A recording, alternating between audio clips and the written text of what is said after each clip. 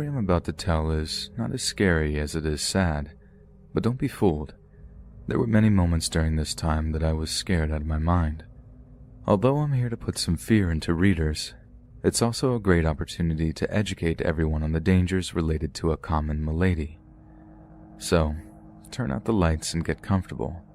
Here comes my scary tale of the nicest, but creepiest roommate I've ever had. Upon graduating high school, my parents hit me with the ultimatum, "You're a man now. It's time you start paying us rent or move out and get your own place." Heck, I wasn't about to pay my folks to live with them, so the hunt for an apartment started immediately. Fortunately, I had a job for a couple of years, so I had some money saved up.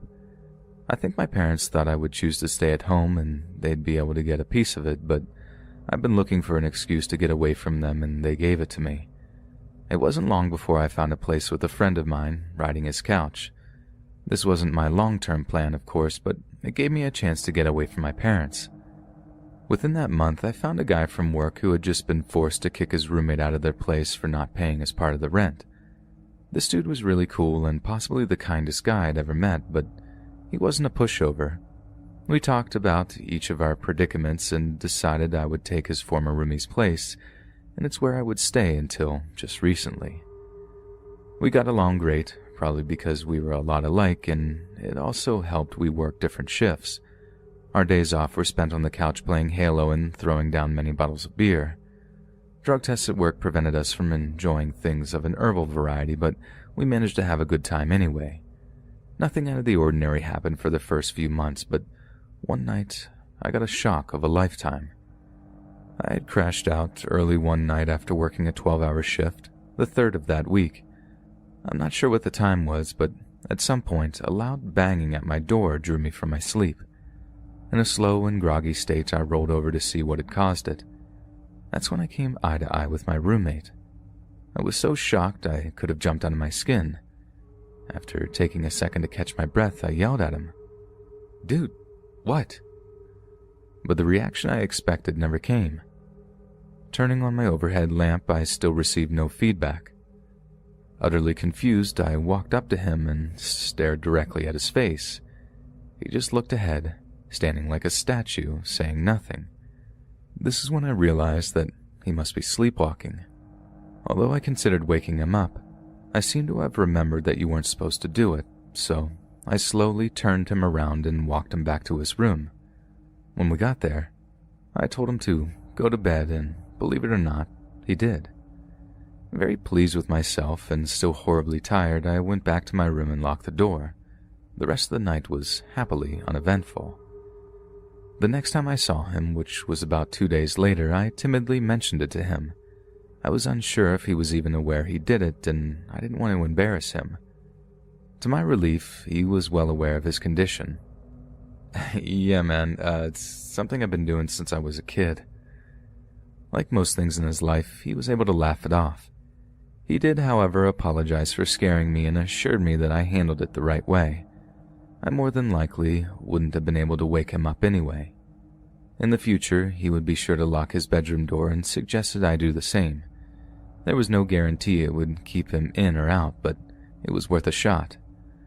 I'd had no other run-ins with my zombie roomie for another 4 months, and when I did, I handled it the same way as I had before. After thinking about it for a while, it seemed stupid to get mad about the situation. It wasn't something he could control. Besides, there were certain protocols I could take to keep him out of my room at night, and once I did, I never received another nocturnal visit again. Sadly, by the end of that year, it would cease to be a worry in either of our lives. On December 3rd, I had only just returned from a 3-day vacation, a vacation my boss had forced me to take because I was grossly over-accrued on my vacation time. I didn't tell him, but I was hoping to combine that time with the other 3 days I had coming so I could drink all the way through the holidays till January 3rd. Since my plans had been ruined, my mood was on the bad side. I was vegging out on the couch when I got a phone call from work. The moment I saw the number on my phone, it put me in an even worse mood, but I decided to answer it in case it was my roommate that was the one calling. "Is your roommate there? He hasn't shown up for work today." Unfortunately, it was my boss. I was quick to remind him in the kindest way possible, of course, that I was not his mother and I had not seen him in a few days. My boss asked me to check his room and see if he was still sleeping, and I did because he was my boss, but he was nowhere to be seen. His bed was still messed up, which was strange. His anal retentive nature would never let him leave the house without making it. I promised my boss I'd call him if I heard from him, and I hung up. As soon as I hung up, I called my roomie, but got no answer. Doing the only thing I could, I left a message and went on with my day. There was still no return calls that evening. It really was unlike him to drop off the map like this, but he must have had his reasons. The next morning, I checked in on his room to see what time he'd finally came back, but everything still looked as it had the day before. It was definitely a head-scratcher. This type of behavior was very unlike him. You never know, though. I'd only known him a couple of years. Maybe he had a dark side I'd never seen. Shortly before I left the apartment for work, my phone rang. I checked the caller ID. It was a number I didn't recognize, but then an idea hit me. He must have lost his phone. And I answered it, trying not to laugh at him. "Is this Anthony Curtis?" The voice on the other end was not who I expected. I said yes, and his next question was if I was a friend of my roommate, and I answered yes once again. Before he could ask me another question, I asked him one. "Who are you and what do you want?" His answer threw me for a loop. "I'm sorry, Mr. Curtis. My name is Detective Jones with Littleton Police Department. I'm afraid your roommate, Daniel Grant, has been in an auto accident, and I regret to inform you he passed away at the hospital in the early hours of December 3rd. All I could say back to him was, "What?" Shock cannot begin to describe what I felt that moment. I guess I had gone silent because at some point I heard him saying, "Hello, are you still there?" After I took a deep, jagged breath, I was finally ready to answer him. "Yeah. I'm here. What happened? Where did this occur?" I was full of questions. He should have been in his room at that time sleeping, not in public. I continued to ask the cop questions. "All we know at this time, sir, was that he was involved in a single-car crash. He collided with a power pole as he ran off the road." His next series of questions would begin to unravel the mystery. "Are you aware of any reason why Mr. Grant should have been on the road that time of night?" I told him, "That's the strange thing. He should have been home sleeping. He had work that afternoon. He had never went out at night regardless." "Well, it was strange that he was driving only wearing his boxers." That's when the whole thing clicked into place. "I think I understand now, Detective. He was a sleepwalker. He must have been driving in his sleep." Our discussion continued for a few minutes longer, and then I made the terrible call to his parents to notify them of the accident.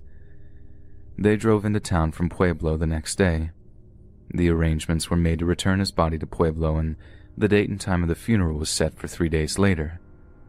Just to show how loved he was by everyone who knew him, our supervisors halted all work for that day to allow everyone to attend the funeral. I'm not a fan of funerals overall, but this was one I would never have dreamed of missing. Sending my best friend off right was the least I could do for him. The complete facts of the story were soon released, and it seemed to have played out just as I feared. Danny had sleepwalked his way out of his locked bedroom door, out to his car, and down the road. I had no idea sleepwalking could go this far, but after a discussion with my doctor, I learned how serious the condition could become. Despite the fact neither of us had any idea of how dangerous his sleepwalking could be, I can't help but feel a small amount of guilt in relation to his death. Maybe if we had done some research, we could have put some safeguards into place. But honestly, how safe would a pair of two 20-year-olds really have been? One of us probably would have passed out after a long night of video games and drinking and left the doors unlocked. The fact is, Danny's death was a freak accident, plain and simple. I stayed in our apartment for a couple of years more and just recently decided to let it go once my girlfriend and I found a house to rent together. I guess I stayed around so long without finding another roommate because it would have made his death more real. My girlfriend and I would often do the same things Danny and I did on my days off, and it was almost as fun as the old days, but in the end, I realized as long as I stayed in that apartment, I would never truly be able to accept he was gone. So last month, the decision was made to pass the place on to another pair of young guys from work. They had been having a hard time finding a place to rent, and since I'd been in their position not that long ago, it was the right thing to do. I truly hope they have as much fun in that place as Danny and I did, and that their friendship doesn't end in such a tragic way as ours.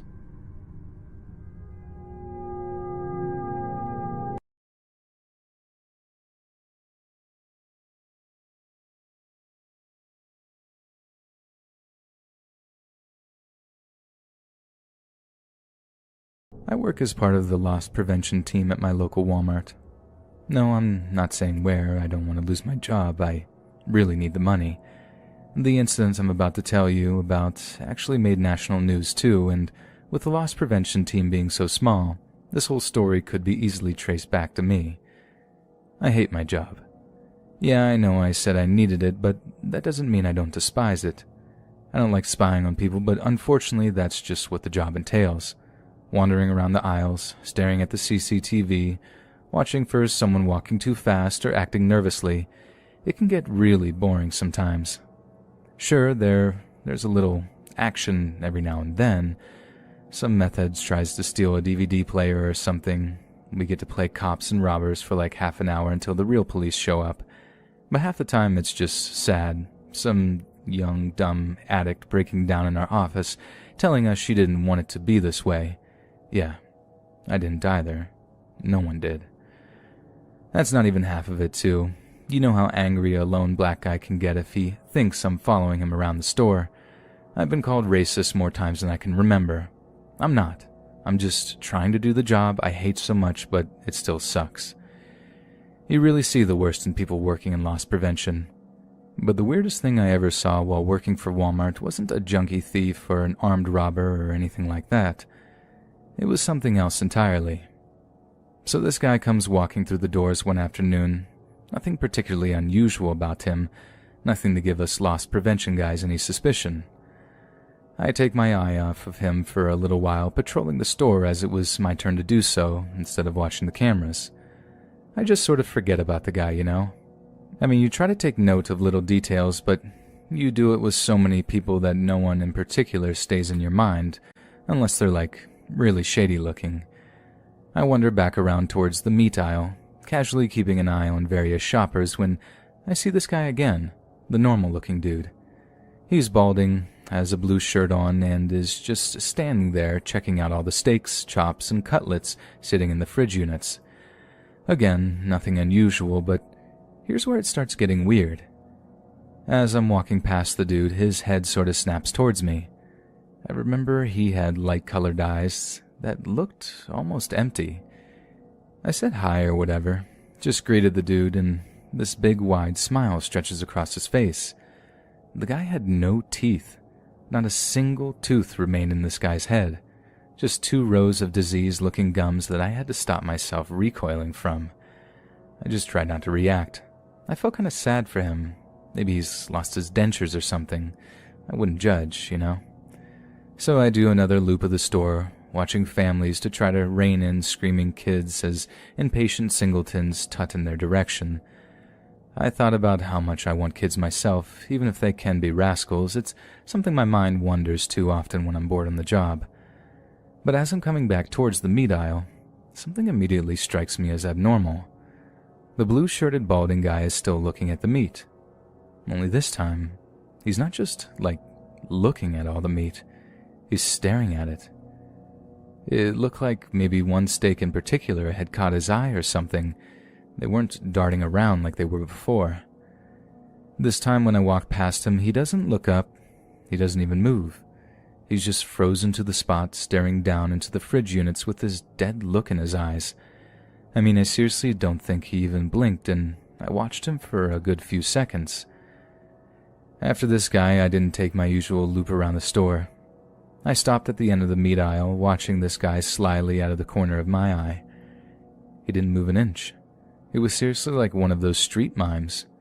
Normal people never really stand still. They fidget, shift their weight from foot to foot. This guy was honestly as still as a statue, and it was really creepy. I called it in on the radio asking a coworker about the balding man in the meat aisle, if he was known to the loss prevention team. Came back negative. The guy I was working with that day had never seen our toothless friend before in his life. So as I'm watching the guy, still listening to my buddy on the radio, the toothless man begins to reach into my meat fridge and pick up a large sirloin steak, still packed in plastic. I start feeling like an idiot. Maybe the guy just likes to take his time selecting his steak. He is toothless after all. Maybe he needs the right kind for his dentures. I don't know, go figure. Then he brings the steak up to his nose, taking a long, deep sniff of this thing through the plastic wrapper. Now, I know this guy is obviously nuts. I know the crazy kids when I see them, and this is classic crazy. But he's still not stealing anything. He's technically not even doing anything wrong. Being a little nutty isn't exactly against the law. He then rips off the plastic wrapping, and that's my cue to step in. Only when I see what he does with the steak, I freeze in my tracks. The toothless man stuffs the raw steak into his mouth. Straining his jaws, he tried to mush that thick piece of meat up with his bare gums. I was stunned. It was literally the last thing I expected a guy with no teeth to do. I actually thought he was going to stuff it down his pants or something. I've seen shoplifters stealing weirder stuff and hiding it in weirder places. But to see him actually push that steak right past his lips and start chewing, God, it was the freakiest thing I had ever seen. His eyes start rolling back into their sockets. His cheeks caved in as he started trying to suck all the fluids out of the raw piece of flesh. And the noises he made, good God, if the noises he made didn't scare the life out of me. Like a kind of moaning or something, like he was getting off trying to swallow that piece of raw steak whole, more and more of it being stuffed into his mouth with greedy hands. Watching him spit the meat out, panting and gasping for air, I rounded the corner of the aisle, actually terrified at this point that he would see me as the sole witness to what he had just done. I waited, having somehow managed to half freak myself out watching that weirdo doing that. He quickly escaped the meat aisle, his back to me as he walked quickly towards the main exit. I know I should have stopped him. It was my job to.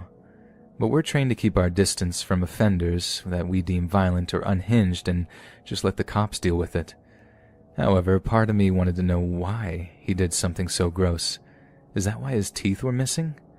What kind of person was he that he couldn't be trusted with his own teeth?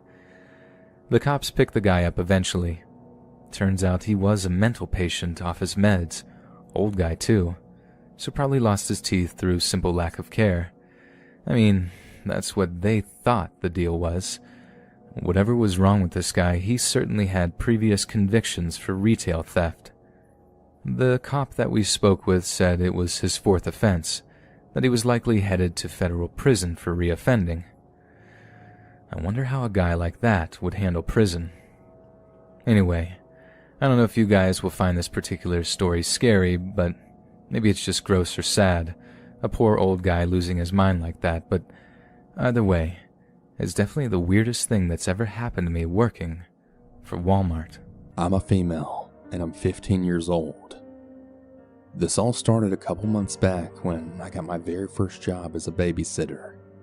I babysit on Sundays, Mondays, and Tuesdays. Keep that in mind. The people I babysit for don't even live that far away from my house. Their house is like a block away from me. So by now you've probably guessed that I walk to work.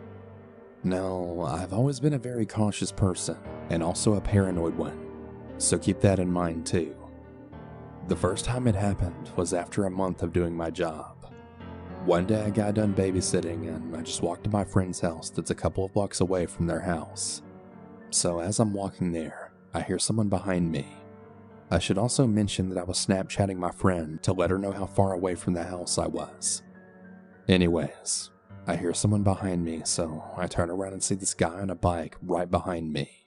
I didn't think too much about it, but I was keeping him in mind. I don't pay much attention to him and I keep Snapchatting, just in case he tries something. I then turn to the left, and so does he. At this point, I'm really aware now of what this guy's doing. I'm pretty sure he's following me. The guy looked tall as hell, and I'm only 5'5". So again, I make a turn, and so does he. By now I'm getting pretty panicked and I'm very much aware that this guy is following me. Anytime I slowed down, so would he. If I sped up, again, so did he. My friend's house comes into view and I speed walk over there with him telling me. I reach her front door and I start knocking, and then I hear someone say, "Hey, you better watch out. I'll get you." And I turn around and the guy was right behind me in front of her house.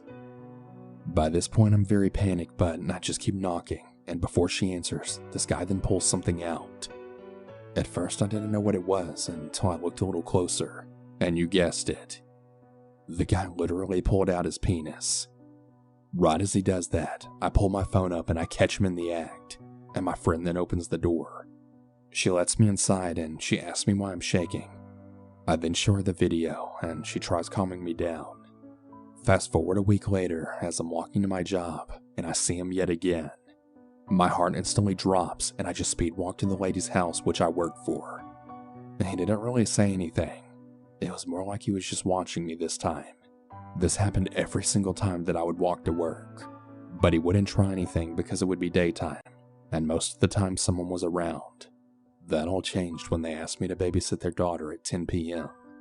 I wasn't really going to walk to work alone, so I asked the lady if she'd come pick me up instead. She did, and of course nothing happened.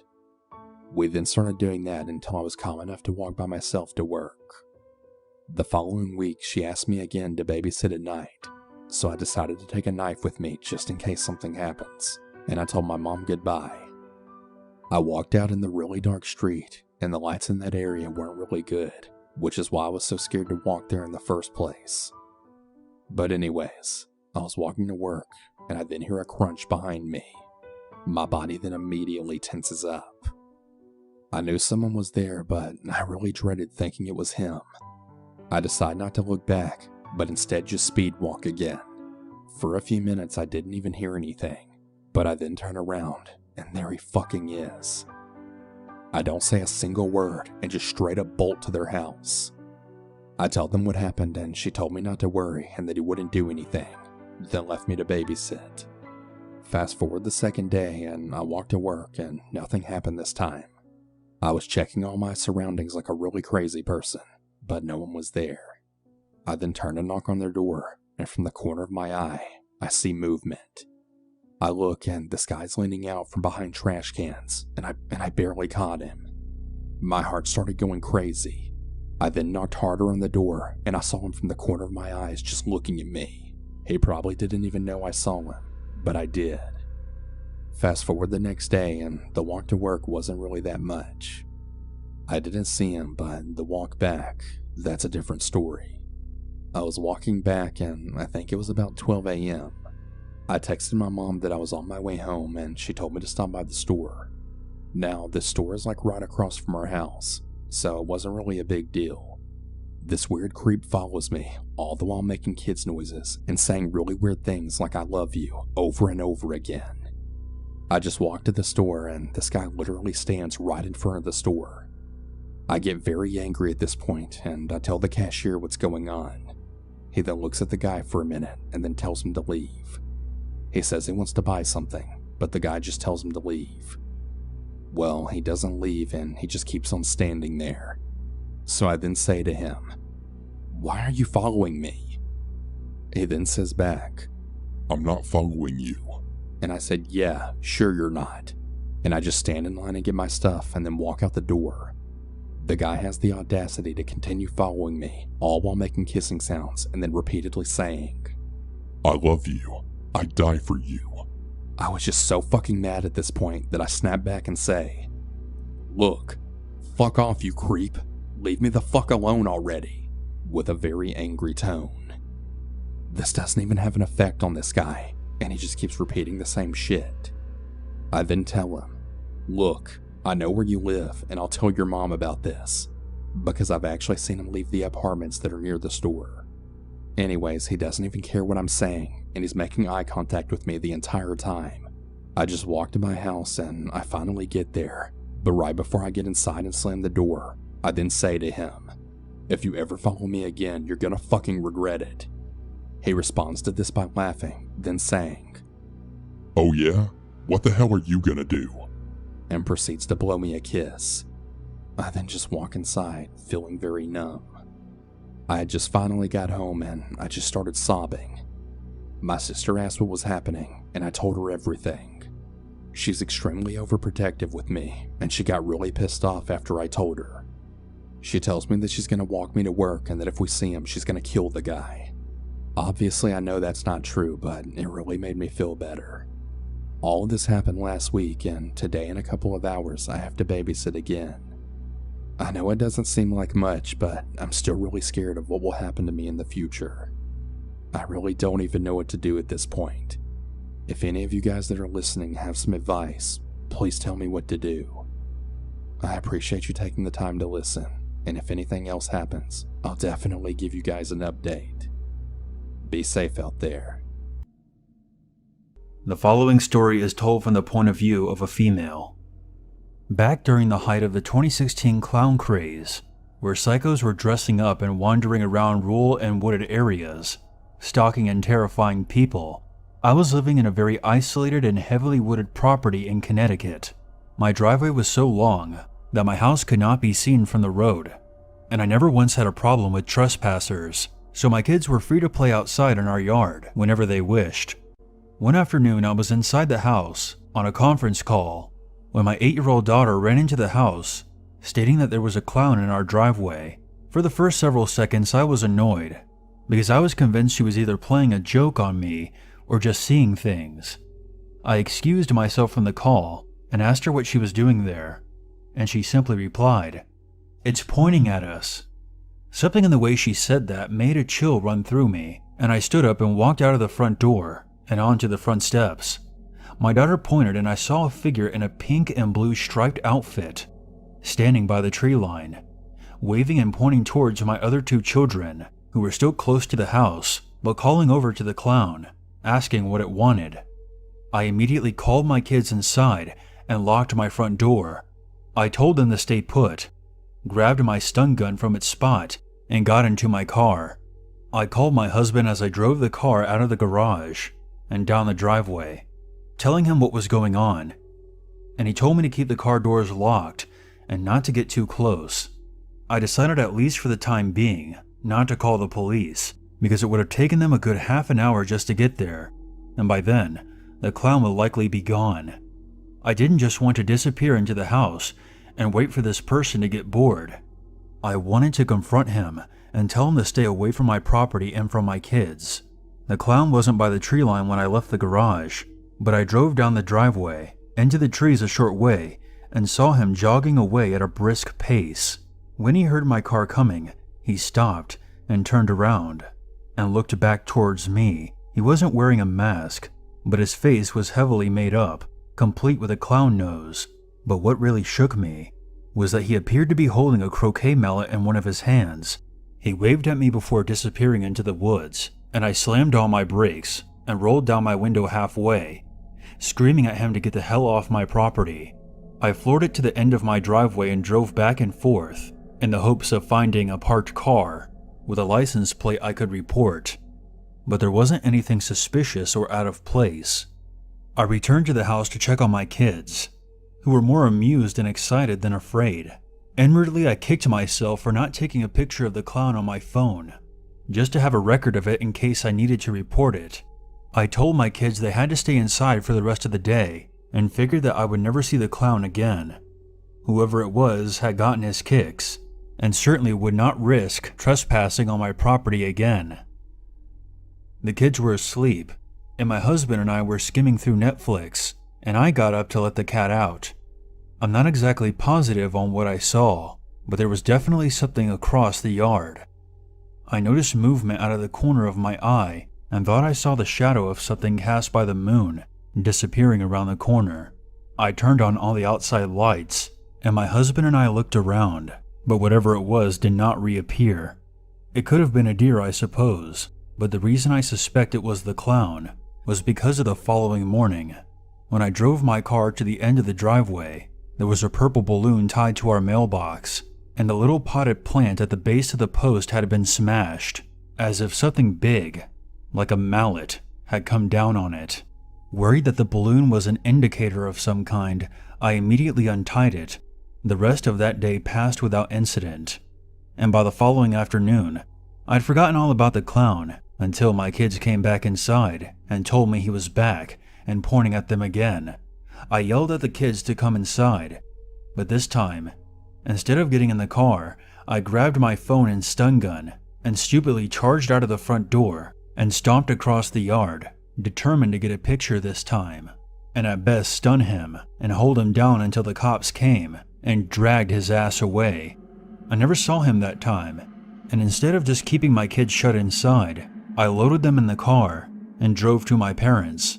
This time they were a little more spooked by the clown, and I began to become concerned that perhaps my kids were not safe in the yard anymore. I asked them if it was the same clown, and they said it was, and this time he was holding a sledgehammer. I don't know if that was true, or if they were just misidentifying the croquet mallet. The following day, I decided to become a little more proactive. My parents let me borrow their black Labrador named Groucho. He was a friendly dog, but had a tremendously loud bark and was fiercely protective of the kids. For 2 days, nothing happened, and I was starting to hope that the clown had moved on to harass someone else. That's when it happened. I was returning back up the driveway in the car, after getting the mail, when I noticed the clown was sneaking through the woods. Groucho was in the back seat and immediately started barking loud enough to rupture my eardrums.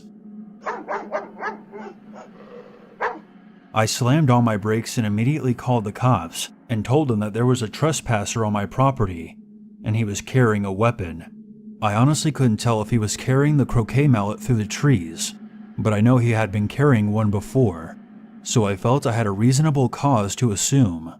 As I was on the phone with the cops, another call came in on my cell from the house. My oldest daughter was crying, saying that there was a clown standing on our back deck, right outside the sliding door.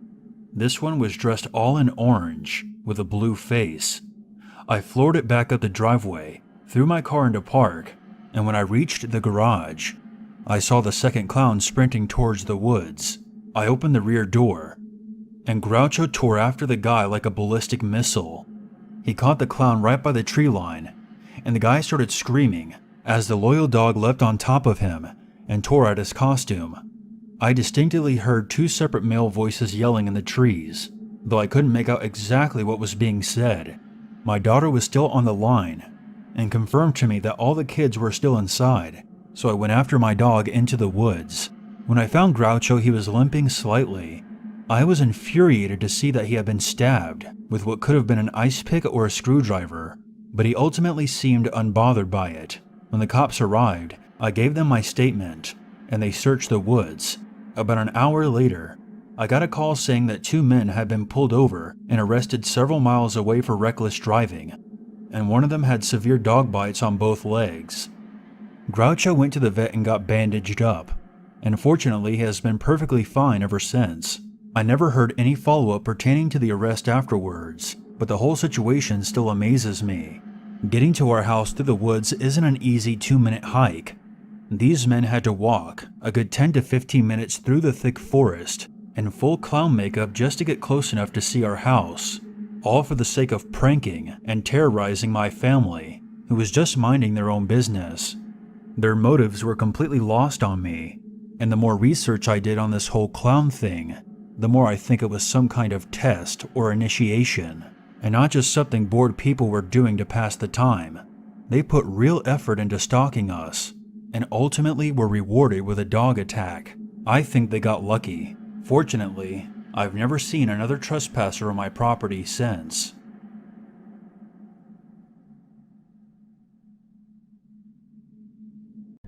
Back when it was originally released, I really wanted to get my hands on a new Xbox One X. You know the one. It was 4K ready with a considerably faster processor. So naturally, I tried absolutely everything in my power to get one as immediately as I could. My local Walmart was having one of those Black Friday sales, and like so many others, I stood patiently in line, waiting to try and beat the rush to grab one. But I was nowhere near sprightly or fortunate enough to actually get one that way. So after failing to get one in person, I then tried getting one online. But as rapidly as I wanted one to own, the users who were reselling them were asking way too much money, and I simply couldn't afford to shell out double, or sometimes triple the price. After weeks of trying to find a way to get a hold of one, I had to come to the conclusion that it just wasn't to be. It was then that I had something of a stroke of luck. Although I had resorted to Craigslist in my desperation, I did actually find someone that was selling their Xbox One X at no more than the original buying price of the console. Naturally, I was skeptical. For the life of me, I simply couldn't fathom why they would do something like that, but one thought overrode all others. If I didn't put in a bid now, someone else would, and I could kiss my chance of owning a 1X goodbye. I immediately emailed the seller and let them know that I was very interested. Not only that, but I had the cash on hand and was ready to go. I also offered to pay for gas or whatever it would take to get the console delivered to my door. I figured that would be a pretty appealing offer to someone who I guessed was just strapped for cash around the holidays. I was stunned to get an almost instantaneous response, stating that they did still have the Xbox and were in fact still waiting for a proper bid from a serious buyer. They politely asked for a delivery address so they could bring it over as soon as possible. I was sort of hesitant to divulge such personal information and asked if it would be a better idea to first meet in public since it was much safer that way. I'll be honest, I wasn't too pleased with the idea of a total stranger coming over to my house, but he informed me that he was going to be very busy running holiday errands all day and that there would only be some pretty specific windows of opportunity to drop it off. It would be much more convenient for him if he was about to come over to my house. I was still not particularly ecstatic about the idea, but oh man, I really wanted that new 4K Xbox. So in the end, I agreed and texted the dude my home address. I figured it was safer than me going over to his place. At least this way I'd be on home turf. I was so happy and eager to get my hands on that new console, and that excitement only grew as I began waiting for the guy to turn up.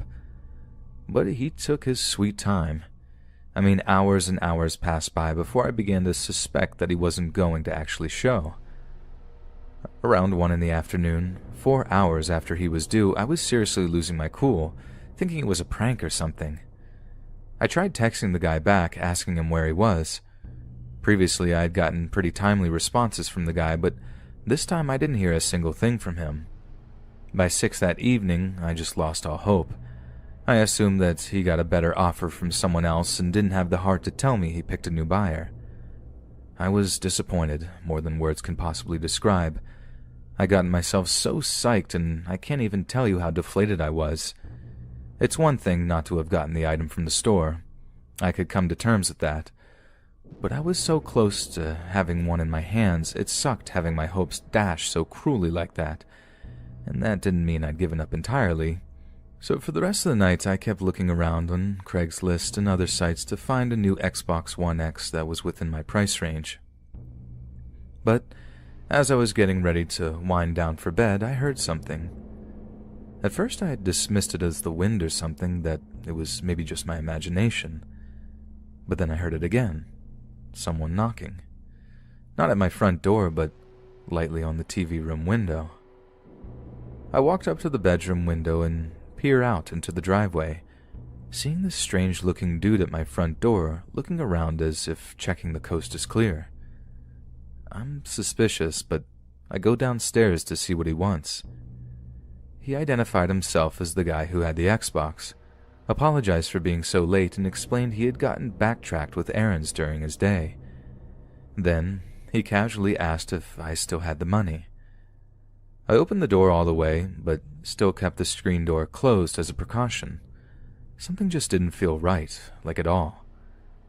I told him that, yeah, I still had the cash on me, but I didn't see that he had anything with him, so I calmly asked if he had brought the Xbox with him, like if it's still in his car or anything. As expected, he told me it was out in his van. He told me to get the money and come out to the van with him and he would get it for me. I let him know that I wasn't really comfortable walking out to his van, but he seems to understand and tells me it was all good. I briefly look over the guy's shoulder and see that there is in fact someone else sitting there in the van. Not only that, but the dude at my door has been keeping his hands concealed in the little front pouch of his hoodie the whole time while talking to me, and there was definitely something more than just his hands in there. Don't ask me how I could tell. I just could. You know when you just get a gut feeling about something? Yeah, that. I tried to stay as chill as possible as I lie to him that I'd just go fetch my wallet and return in a minute. His mood immediately changed as I closed the door in his face before locking it. I then make the split-second decision, better to be safe than sorry, so I pull my phone out of my shorts and dial 911. But as I do, I heard a loud thud on my front door, then the sound of the van's engine revving before it zooms off into the night. When I went to check and see if he had damaged my door, I nearly peed my pants when I saw a rusty old hatchet buried in the wood. I was right that he had something in his sweatshirt, and that I shouldn't go out to the van with him. Be careful who you're buying from, folks. You never know who's behind the username. The following story is told from a female's point of view, narrated by special guest Darkness Prevails. I got married when I was 19, and my husband and I had no clue what to do with our new life together. We dropped out of college, and our studio apartment was too expensive. We thought it was the ideal time to travel and have adventures before settling down. We came across a post on the internet from a man who was looking for workers on his horse ranch. He would provide all meals and lodging in exchange for labor around the ranch. It looked like just the solution for us.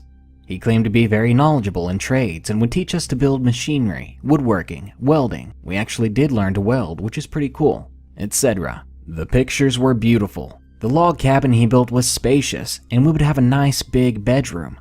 There were lots of other people in the photos, and in our correspondence with him, he always mentioned other people and referred to himself as we.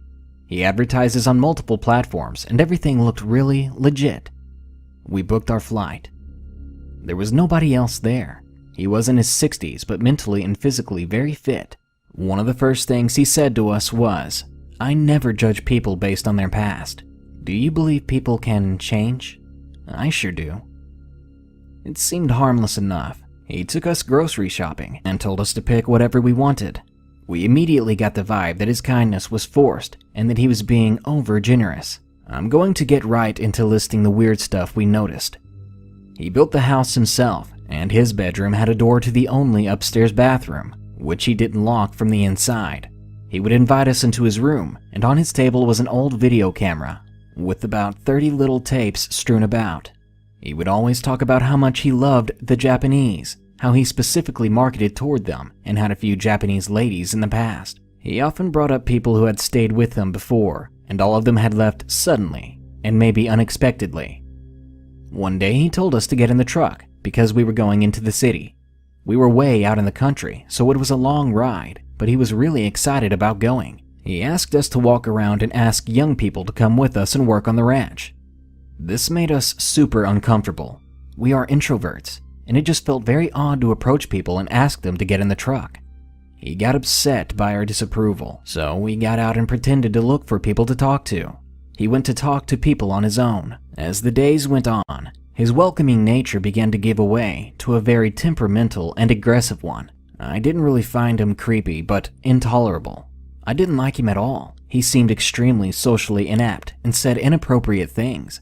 It was also extremely apparent that he did not view women as equal, or anywhere near equal, to men. He had had military training and was a big, strong man, cunning, always thinking. Now, our parents never wanted us to go. They realized it to be a potentially dangerous situation, but we thought we had done our due diligence. However, we never even thought to Google this guy's name. I get an email from my mom one day freaking out and telling me to do a Google search, then get on the next plane home. A quick search showed us his arrest record. strangling, and sexually assaulting a young woman, followed by headlines reading, "Do not go to this horse ranch. This man is dangerous." We were thoroughly creeped out and booked a flight home.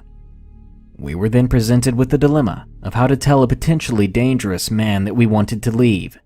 I forgot to mention that he would tell us daily about how we could live there permanently and start a family. He would fantasize about Christmases with our future children and raising them on the ranch. We thought it was established that this was a very temporary thing, and we had families back home who missed us. This is the weirdest part for me. I made up a lie about an emergency back home, and when I told him, it was like he could see right through me. I'm convinced that he not only knew I was lying, but he knew I was going to lie about needing to leave before I ever opened my mouth. This look came over him that I have never seen on a person before. He was angry, but hiding it. He was hiding so many thoughts and emotions that I couldn't tell if I should be frightened or relieved. Before I finished my sentence, he said, "When do you need to go to the airport?" Monotone. I told him right now. He took us and put on his friendliest personality and told us that if we ever wanted to come back, he would buy our tickets. We said we'd be in touch. Just recently, I Googled his name again and discovered a page, a forum, for people who had gone to his ranch, mostly couples like us with eerily similar experiences. They spoke about how he says not to judge people on their past, the grocery store, the bathroom, and how they heard him listening behind his door during their midnight bathroom trips, the videotapes, and how they watched them and saw young Japanese girls flexing their arms. Looking through his search history and seeing nothing but Japanese pornography, they talk about how he would make rude remarks to the girlfriends and about creepy rituals in the woods, which we experienced. It was like a full moon ritual inside a circle drawn on the ground. They spoke about being driven to the city and asked to jump out when thin young ladies walked by, and tell them to come back to the ranch. I could go on and on. He is still operational. This forum I found was aimed at gathering stories and preventing future visitors to the ranch. The police do not have enough evidence to convict him of anything. I know I left a lot of creepy deeds out. I didn't want this to be too long, and I'm not a great storyteller. I'm unsure whether it'd be appropriate to name the man or the ranch, but the blog where all the others have written about their encounters is probably much creepier than my story. We got away with much less weirdness because I don't believe I was his type, and he may have feared my husband. If anyone is interested, I may be able to give a few hints so it can be found. Working as a driver for DoorDash has been a pretty good side job ever since I moved to Converse, Texas. I mainly pick up deliveries inside of San Antonio, but sometimes I will find ones that take me out of Converse and a bit into the country. Now, I used to not mind those deliveries, and I would pretty much accept any job that I could handle, but after this one incident that brought me to a Texas ranch, I will no longer go outside of the cities of Converse and San Antonio. It was around 8:30 p.m., and I picked up an order that brought me out to the middle of nowhere. That's the crazy thing about Texas. 1 second, you can be in a big city, and the next, there is practically nothing around you for miles. As I drove around looking for the entryway onto this massive property, I began following a large fence that ran alongside the street. I figured the fence would eventually lead me to the entryway, and I was correct. I pulled into a small driveway that led me to a large electric gate with a number pad that required a code to get in. I wasn't given a code, so I decided to contact the person who sent out the order. They responded within a minute with a text that read, "The code, pound 6660. Welcome to the family." I was confused by that last line, but I leaned out of my car window and punched in the code, chuckling to myself at the fact that they used 666 for a code. After a second, the gate made a loud banging sound and then slowly slid open across rust-covered tracks. The gate opened to reveal a long, winding pathway with trees lining both sides of it. They must have been planted there by the owners a while back because they looked oddly out of place compared to the barren fields that surrounded the ranch. I began to make my way down the driveway, and I couldn't help but shake the creepy feeling that was coming over me. I was on edge, which I'm glad for because as I rounded one of the small bends, in the middle of the driveway my headlights revealed a tall, pale man wearing a dirt-covered black suit. We stared at each other for a moment without either of us moving. I was in shock. Eventually, I got the courage to roll my window down a bit and yell out, "Did you order the takeout?" But he didn't answer. All he did was step to the side and point down the driveway, as if telling me to continue. Reluctantly, I did. I continued down the pathway, and behind every couple of trees, I can't help but think that I see more people dressed up in a similar suit as the man who had been standing in the driveway. Still, I continued on. Finally, I could see a house in front of me, but as if it was something out of my worst nightmare. Standing on the porch of the large house and along the outside of the driveway were at least a dozen or more men, all dressed in dirt-covered suits, some black and some gray. I froze. I didn't know what to do, but I knew for a fact that nothing could make me get out of my car at that moment. After sitting in the driveway, staring at the group of strange men, I noticed that one of them had something in their hand. My eyes widened as I realized what it was, and I quickly threw the car into reverse. One of the men on the porch was carrying a rifle of sort. I wasn't close enough to see what kind it was, but I knew it was a firearm of some sort. I slammed my foot on the gas and began swinging my car around in reverse to turn around so that I could drive out of there as fast as I could. At that point, I noticed a few of the men now begun walking toward my car. After fully turning around, I put my car into drive and began flooring it. I let out a scream as I heard a loud bang followed by my rear windshield shattering. I leaned forward and made my head as low as possible while still being able to see over the dashboard. As I made my way down the driveway, every tree that I passed, I could see a man stepping out from behind it and walking toward the path that I had been driving down. Luckily, none of them seemed to be armed.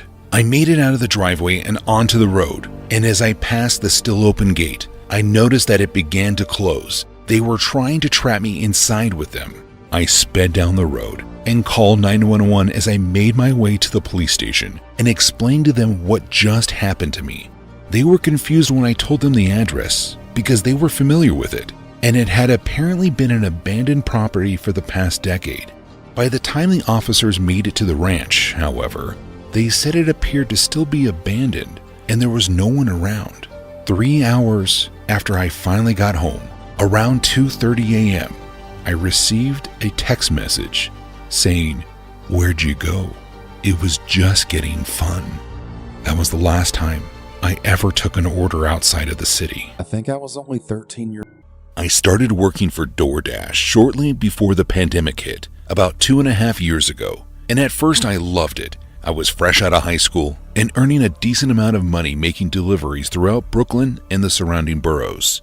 The best part of the job was being able to set my own hours, and since I had nothing better to do, I just worked as much as I could and earned as much as I could while it was possible. The only reason I stopped was that I lost my car and couldn't afford to get a new one without getting a different, less mobile job. You see, I was doing my usual routine and waiting for an order to be placed that I could pick up and make a couple of dollars. And when an order finally came through, I was quick to snatch it and begin making my way to the pickup location. It was a pizza place that I was familiar with, so finding parking to pick up the food wasn't an issue at all. And by the time it was ready to be picked up, I was there grabbing it.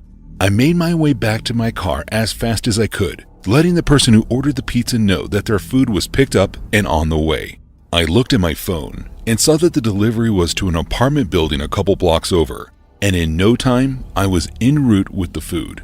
It took me about 6 minutes to get to the block that the apartment building was located on, and luckily for me, street parking wasn't too bad at that time of day, and I managed to find a spot that was right next to the building. Now this was a no-contact delivery, which meant that I was to leave the food at the door, take a picture of it, notify the person who ordered the food that their pizza was downstairs, and then they were responsible for coming to get it. So I walked up to the door and placed the food in a safe spot. And as I was taking my phone out of my pocket, I noticed a group of young men who looked to be no older than 16 down on the corner. I couldn't help but notice they all kept looking over at me. Now in my mind, I figured that they were just thinking about trying to take the food. So I wasn't concerned for my safety at all, and I continued about my business. I took my phone out and began taking a picture of the food, and then I even called the number that I was given for the person who ordered the food to let them know that their food was downstairs. I didn't want them to miss out on any of the delicious pizza. As I hung up the phone, I took another look down the corner of the block, and this time I saw the entire group had been staring my way. I'm not sure why, but this made me feel really uneasy, and I figured that it was time for me to go. As I went to turn toward my car, out of my peripheral vision, I could see the group had started moving. They were heading toward me. Again though, in my head, these kids just wanted the food, so I tried not to freak out and continued heading to my car. That was when I heard it. One of the young men yelled out to me, "Hey mister." I tried to ignore it, but then I heard it again. "Hey mister, hang on a minute." To this day, I'm not sure why, but I stopped in my tracks and turned to face the group that was trying to get my attention. As I turned though, I quickly learned what their intentions were. As soon as I was facing them, I heard 3 sounds that almost sounded like small fireworks popping off. And at the same time, I saw 3 muzzle flashes from a small handgun that one of the teenagers was carrying. I didn't feel anything at first, but when my leg buckled underneath me, I looked down and knew right away that I had been hit. I fell to the floor and the pain began to kick in. I screamed out for help, thinking that surely I was about to be killed for some unknown reason. I was somewhat thankful, however, when the group ran past me and straight to my car, which still had the keys inside. I heard the sound of people around me screaming as the car pulled off. The person who had ordered the food had come outside by that point, and they were the ones who called the ambulance for me. I never got that car back, but thankfully, I was still able to walk after all was said and done, and I definitely learned a lesson about being aware of my surroundings. I'm 20 years old, female, and this was the last time I willingly stayed in a room alone with a child. I used to babysit on the weekends when I was 15. Most of the families that I babysit for were nice, sophisticated families who had sweet children that I loved. However, the Cooper family were the exception. Mr. and Mrs. Cooper had 2 children, Michael, who was 10, and Antoinette, who was 4. Michael was quiet, though misbehaved and crazy demented. Antoinette was loud, cheerful, and the complete opposite of her brother. She was so innocent. I truly adored Antoinette, yet I despised Michael. He was an absolute terror. I'd watch over the 2 children on Friday nights for 3 hours while their parents went on a date, meaning 3 awful hours of psychological, emotional, and physical torture from Psycho Michael. There were many times that I would catch Michael staring at me while I was sitting at the dining room table doing my homework. I'd tell him to quit it, but he wouldn't stop until I moved out of view. Michael was really cruel to his sister. He would push her down the stairs, pull the heads off her Barbie dolls, and cut up her clothes. Michael would also hit the cats with a sock full of quarters. One cat actually ended up dying from internal injuries. He would growl at the neighbor's dog on a good day, and tape stuffed animals to windows with scissors sticking out of their heads on a really bad day. He was a horrible little kid to say the least, but the scariest part about babysitting the twerp was the night that he came for me. Let's keep in mind that I wasn't supposed to even be there that night, but Mr. and Mrs. Cooper called my mom and asked if I could babysit for them since their other arrangement had fallen through. My mom agreed without even asking me. I was supposed to babysit from 5 o'clock in the evening until 10 o'clock at night. It was storming out, so the television had no signal, and my cell phone didn't have any reception, and Antoinette was staying with her grandmother, leaving me alone with the psycho child for 5 whole hours. I'm glad to say that the first few hours went by pretty quickly and without incident. He was fed, bathed, and put to bed at around 8. Michael had fallen asleep the instant his head hit the pillow. I breathed a sigh of relief and lay down on the couch with headphones in, not knowing it would be a mistake. The music was loud enough to drown out any other sounds. I stared at the ceiling for a while because there was no use in trying to delve deep into the realm of social media. I drifted to sleep at some point only to be scared awake because of an intense pressure resting on my throat. Michael was standing over me with a wide smile, gripping the handle of a kitchen knife. I wasn't able to ask what he was doing due to the sudden fear that filled me. He pushed the blade harder and harder against my neck until I could feel a burning sensation. He laughed maniacally before running out of the room.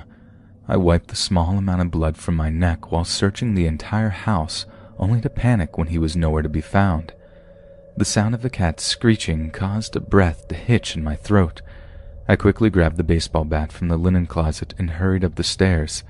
My hand hesitantly grabbed the doorknob to Michael's bedroom.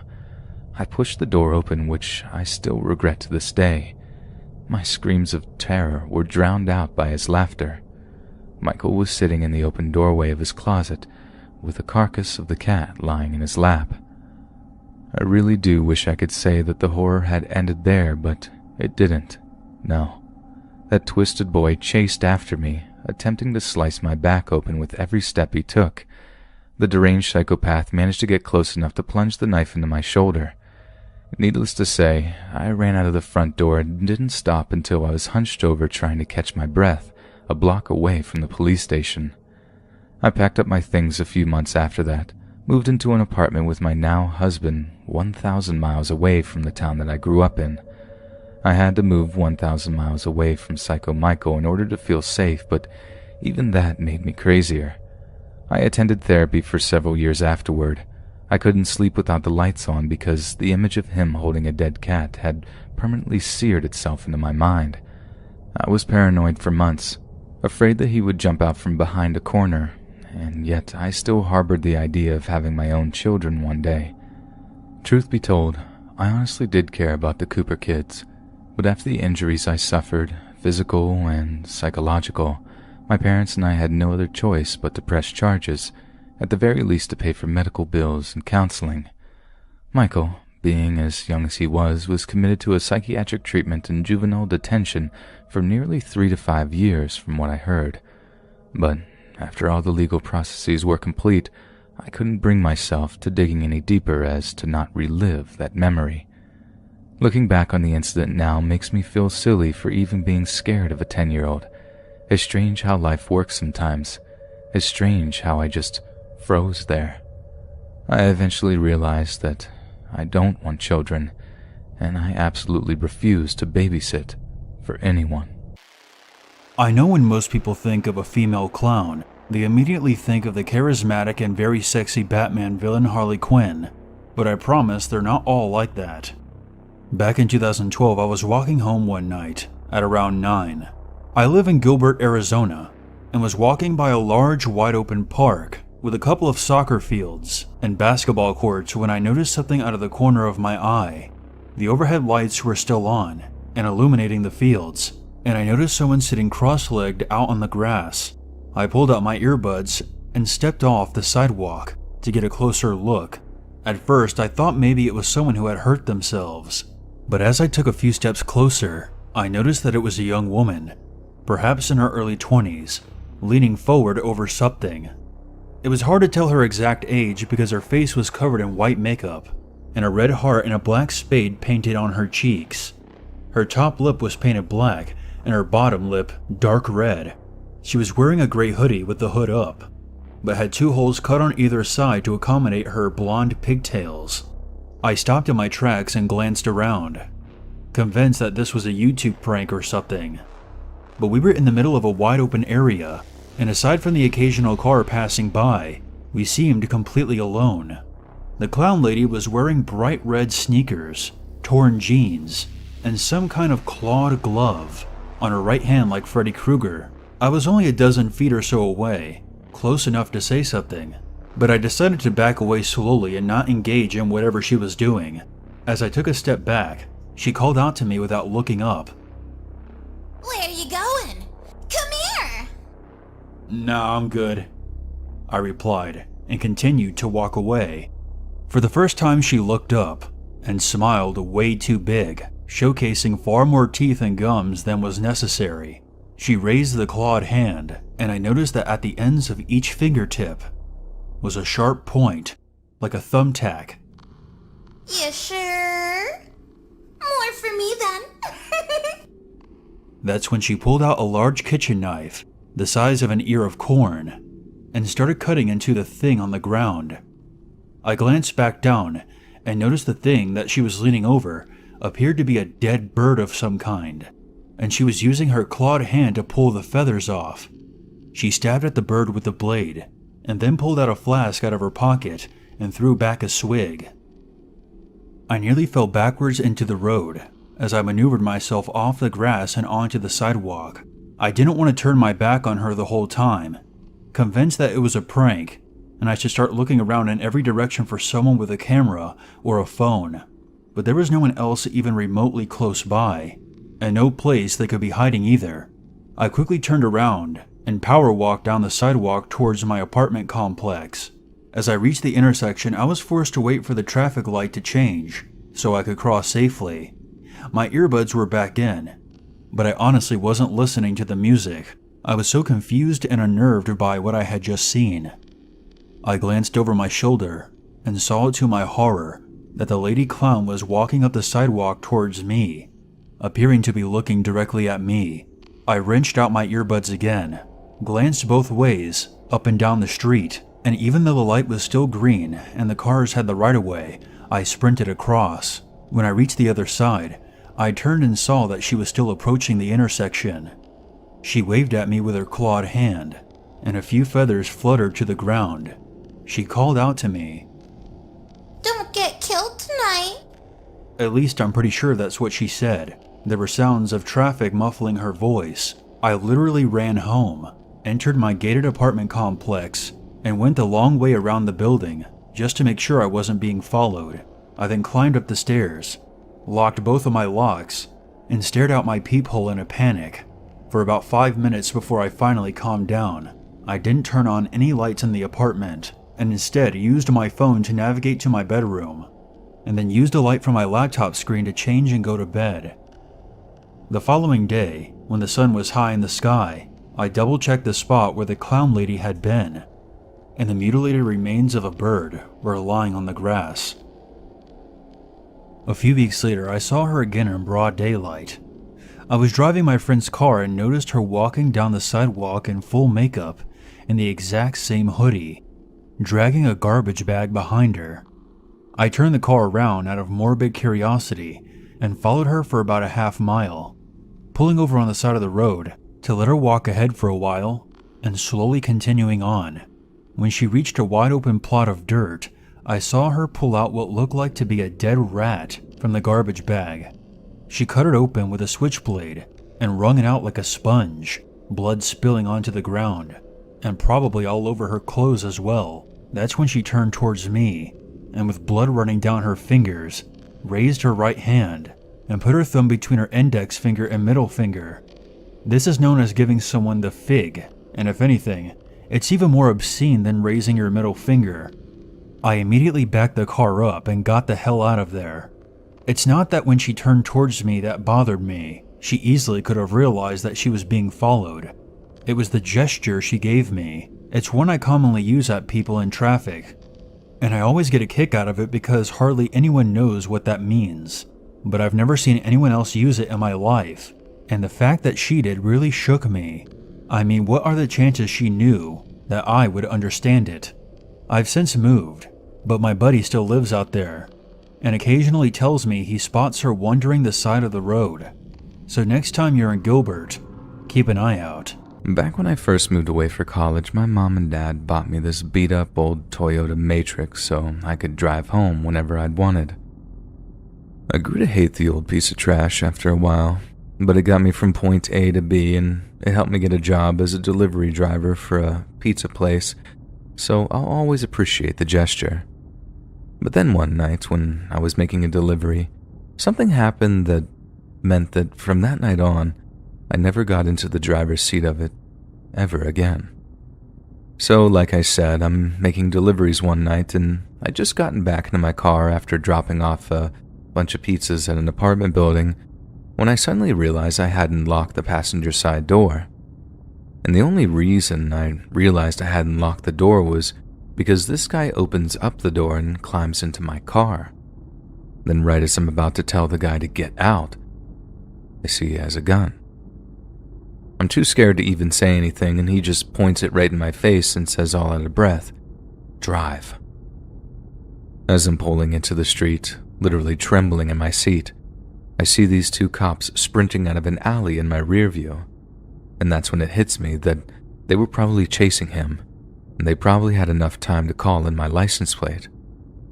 Turns out I was dead right about that, because the next thing I know, I see flashing lights in the rear view.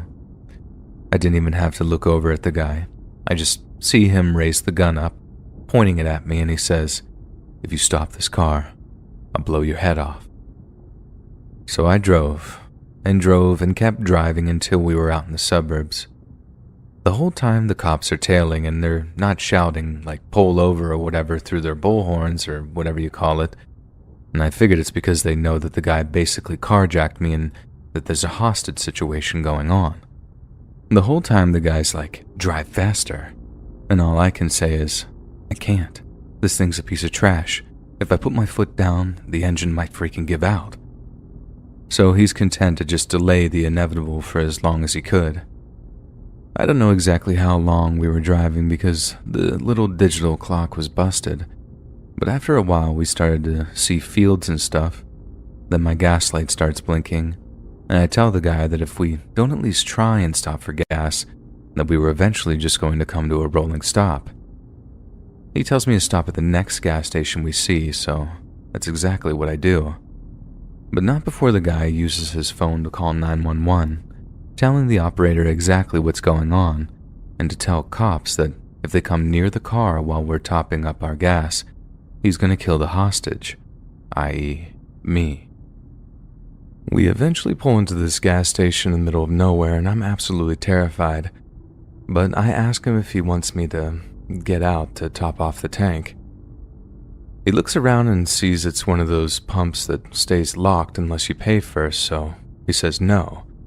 But he has to think of something out before he lets me get out of the car. The cops are keeping a safe distance while this is going on, as they obviously thought the guy was straight up ready to kill me.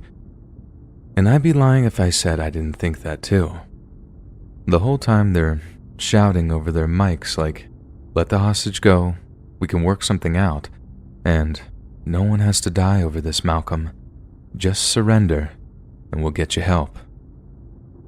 He's stalling the whole time, pointing the gun to my head every so often to warn the cops off, and I swear that every time he did it, I thought he was going to pull the trigger and just end it.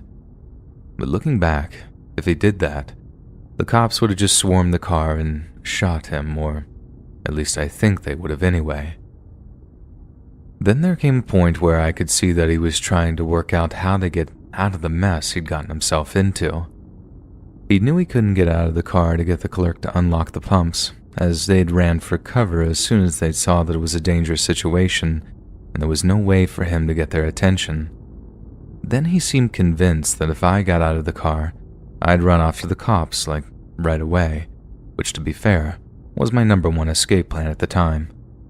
He asked me how far we'd go if we just took off with the gas I had in the tank, and I told him about a mile or two, not far at all. And he lets out this real deep sigh, like a balloon deflating or something, which I suppose was exactly what was happening. He was all out of ideas. He knew this was the end of it, and right then, I realized that was the point that he was at his most dangerous. I was pretty much convinced that I was going to die by that point, having gotten it into my head that the guy was going to just go out in a blaze of glory by shooting me and then unloading the rest of his ammo onto the cops. And then when I heard him say himself, "Screw it," and he did something to the gun, like cock it or take the safety off, I thought to myself, this is it. This is how my life ends, in a trashy car with some loser maniac. I shut my eyes, felt my hands gripping the steering wheel so hard I could feel it shaking, and then bang. Only a second later, instead of feeling, well, nothing, I found I could open my eyes. But the first thing I saw when I opened them was a few specks of blood on the dash near the passenger side. Then when I turned, I instantly started dry heaving, because the guy had obviously put the gun in his mouth and pulled the trigger, because there was a ton of blood and chunks of brain matter all over the ceiling of my car. I opened up the door and was puking with my hands raised above my head while I heard the cops shouting, "Get down on the ground." I had to lie in my own puke, man. Just lie there while they ran over with their guns on me just in case I was somehow in on it. It sounds crazy, but I really didn't mind. Knowing it was all over, that I was safe, well, relatively anyway, it was all gravy by that point. Like, I don't even think I can really describe that kind of relief in actual words. I literally felt high off of it. You see and hear about people crying in the aftermath of stuff like that, and I guess that's just how they deal with the emotion. But to me, it kind of felt like I'd won something. Like I beat the carjacker by surviving or whatever. Anyway, I better sign off before this starts sounding too abstract, but I can definitely say I wouldn't wish that kind of experience on anyone. Ever. I am a pizza delivery driver. This was by far the scariest thing to happen to me. It took place about 1 year ago. I was working on a Thursday night, which were usually decently busy. I made quite a few deliveries, and the later it got, the more things calmed down. At about 1 in the morning, I got a delivery for a cheese pizza. I put it into my car and drove to the location, which was about 10 minutes away. It was in an area of town which I rarely delivered to and was a little more run down. I got to the address, which was a 2-story house with a pretty decent-sized yard and many overgrown plants and trees. It looked a little bit run down like most houses in the area and had a front porch that seemed to wrap around the house. I got out of my car, grabbed the pizza, and walked up the driveway to the house. Then I walked up the steps to the door and rang the doorbell. About 30 seconds went by, and I was about to ring the bell again when the door started to open. A man answered. He was fairly large and bald and looked to be in his 50s. He just stood there staring at me for a second. I said I had his pizza and handed it to him. He looked almost surprised and said, "Oh, okay, that's nice." Then he just looked around. He just seemed a little bit strange to me. Then he said to me that he had to get some cash to tip me and he would be right back. He went back inside and closed the door. I stood there waiting for a good 2 or 3 minutes, but the man still didn't return. I was thinking about just leaving when I heard some noise and figured the man must be coming back. But when I listened closer, it wasn't coming from inside. It was coming from outside on the porch. I looked around to the direction of the noise. Then I saw from the side of the house on the porch 3 men approaching me about 30 feet away. I guess it was just an instinct, but as soon as I saw them, I turned and sprinted back down the porch to the driveway. When I did, I heard all the men start to chase after me. I ran as fast as I could to my car and unlocked it and then jumped inside. I frantically started the engine and stepped on the gas. As soon as my car started moving forwards, the men reached me. I felt one of them kick my back door and another one tried opening the door on the other side, but I was just barely able to drive away. I sped out of the neighborhood and all the way back to the pizza place. I have to think that the pizza delivery was some sort of trap to lure me into getting robbed or maybe even worse. I haven't delivered to that area much since, but when I do, I'm extra careful.